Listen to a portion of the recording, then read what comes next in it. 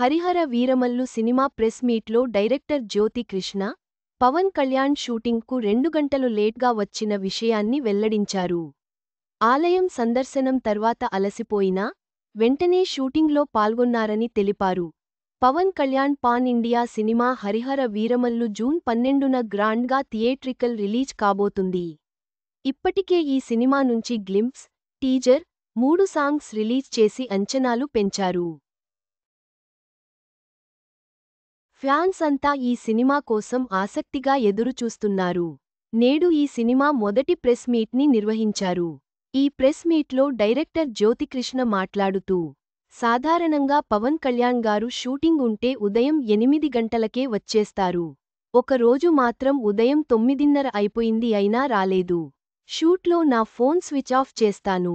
10 గంటలకు పవన్ కళ్యాణ్ గారు వచ్చారు. రాగానే కారవాన్లోకి వెళ్లి షాట్ రెడీ సర్ అంటే 2 నిమిషాల్లో వచ్చేశారు. ఆ తర్వాత నాకు తెలిసింది.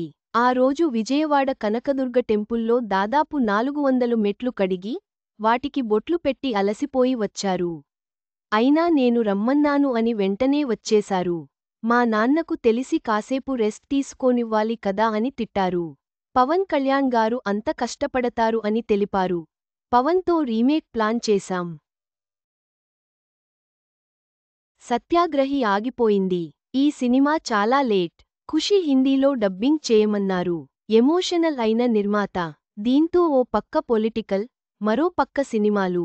అన్ని చూసుకుంటూ అంత కష్టపడుతున్నారు పవన్ కళ్యాణ్. ఇది కదా పవన్ కళ్యాణ్ డెడికేషన్ అంటే అని ఫ్యాన్స్ అభినందిస్తున్నారు. పవన్ కళ్యాణ్ యొక్క అంకితభావం, కష్టపడే స్వభావం ఈ ఘటన ద్వారా మరోసారి బయటపడింది. హరిహర వీరమల్లు సినిమాపై అంచనాలు మరింత పెరిగాయి.